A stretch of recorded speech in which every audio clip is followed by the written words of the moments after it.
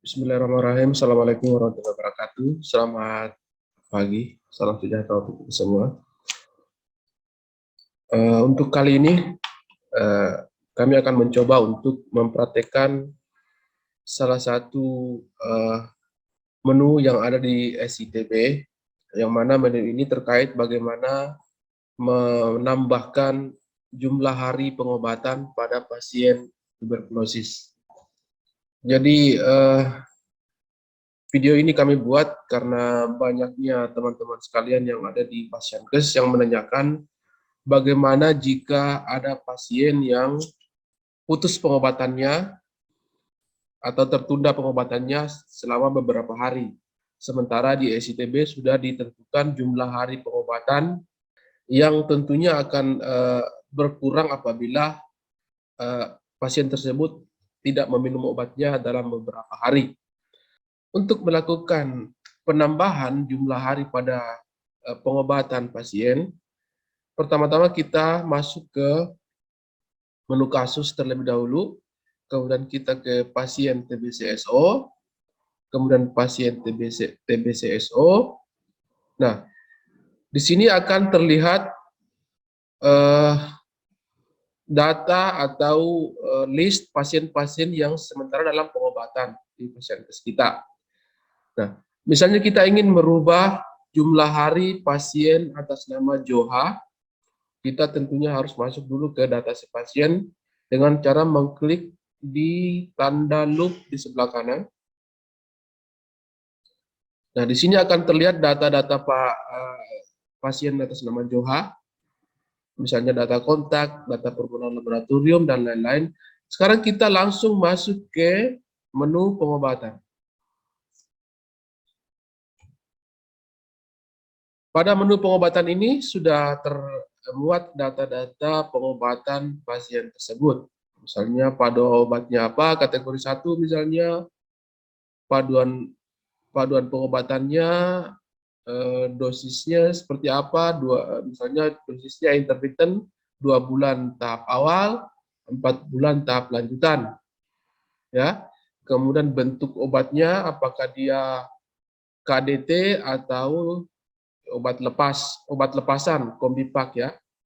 Kemudian sumber obatnya dari mana, kemudian tanggal mulai pengobatannya di sini sudah ditentukan tanggal 3 Agustus, dan perkiraan tanggal akhir pengobatan itu 17 hari kalau misalnya si pasien rutin dan teratur minum obatnya. Makanya di sini dikatakan bahwa tahapannya tahap awal itu harusnya 56 hari, kemudian lanjutannya itu 16 minggu. Jadi totalnya adalah 6 bulan. Ini kalau dia minum obat secara teratur. Nah, bagaimana jika si pasien tersebut mengalami keterlambatan atau tidak meminum obatnya dalam beberapa hari? Tentunya tanggal-tanggal ini akan menjadi kacau. Artinya seperti ini misalnya, pemberian obat tahap awal itu harusnya sampai tanggal 27 September. Namun oleh karena si pasien telat minum obat beberapa hari, misalnya 3 hari di tahap awal, maka di sini tidak ada lagi tanggal kolom yang bisa kita isi untuk pengobatan di tanggal 28 dan 30.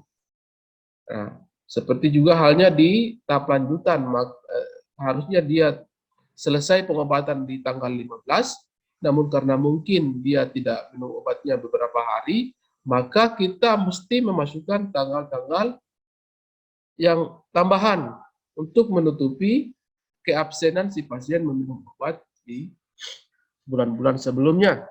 Nah, bagaimana cara untuk menambahkan jumlah hari dalam pengobatan? Pertama, kita harus mengedit paduan obatnya. Caranya adalah dengan mengklik edit data paduan yang ada pada sebelah kanan layar kita. Edit data paduan. Nah, pada edit data paduan ini, kita akan mendapatkan data-data pengobatan pasien. Misalnya tanggal mulai pengobatannya, bentuk obatnya seperti apa, paduannya bagaimana, kemudian lama pengobatannya seperti apa. Nah, seperti yang saya sampaikan tadi bahwa jika si pasien ini berobat secara teratur, tentunya pengobatan tahap awalnya itu adalah 56 hari. Kemudian tahap lanjutannya itu adalah 16 minggu. Jadi totalnya adalah 6 bulan.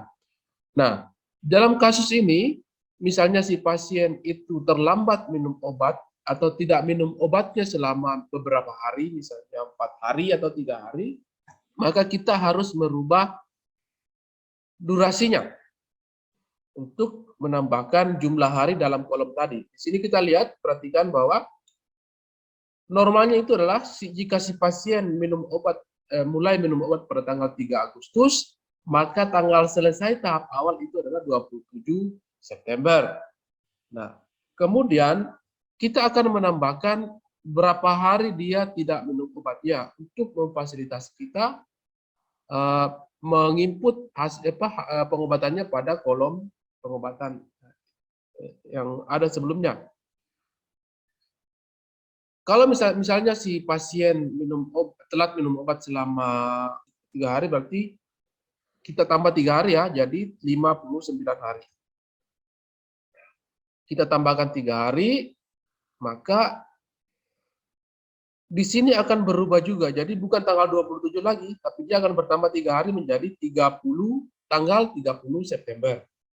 Nah, ini juga akan berpengaruh ke tahap lanjutannya. Makanya dia akan berubah menjadi tanggal 20 Januari karena dia tentunya akan bergeser juga untuk tanggal pengobatannya. Nah, kalau misalnya si pasien tidak minum obatnya pada tahap lanjutan, maka kita akan merubah di sini. Nah, yang membedakan antara tahap awal dan tahap lanjutan adalah yang diedit atau yang dirubah adalah, kalau tahap awal itu yang dirubah adalah jumlah harinya.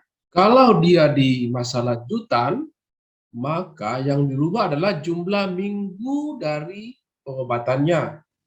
Nah, juga di sini juga kita harus perhatikan bahwa untuk masa lanjutan ini, karena dia pengobatannya intermittent, 3 kali 1 minggu, maka kita harus melihat jumlah hari dia tidak minum obat.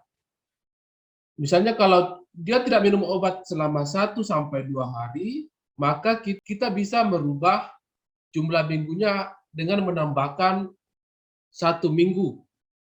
Misalnya dia tidak minum obat selama 2 hari, maka kita akan tulis di sini 17 minggu. Nah, kalau misalnya dia tidak minum obat selama 3 hari atau 4 hari, maka kita harus menambahkan jumlah minggu. Kita harus menambahkan 2 minggu pada masa pengobatannya, ya. Jadi karena pasien ini tidak minum obat selama 3 hari, maka kita menambahkan 2 minggu, ya. Tadinya dia 16, maka kita tambahkan menjadi 18 minggu. Maka secara otomatis dia akan berubah juga di tanggal selesai pengobatannya. Kita klik simpan. Nah, maka di sini juga akan berubah, akan bertambah pada kolom tahap lanjutannya menjadi tanggal 29 Januari 2022. Nah, kemudian kalau misalnya kita ingin menghilangkan kotak-kotak yang ada di sini, mungkin karena kotaknya lebih, oleh karena dihitungnya per minggu, atau kita ingin menghilangkan kotak di sini, maka caranya adalah dengan mengklik pada kolom tahap lanjutan, misalnya ini kita klik, kemudian kita klik edit. Nah, di sini kita bisa menghilangkan kotak tadi dengan mengurangi jumlah hari pada periode pengobatannya. Misalnya di sini kita lihat tanggal 30. Satu kita mau dia berakhir di tanggal 26, misalnya kita klik tanggal 26, maka klik simpan. Maka itu juga akan mengikuti di kolom pengobatannya. Di sini akan terakhir di tanggal 25. Baik, saya kira itu mungkin yang bisa saya sampaikan untuk kali ini.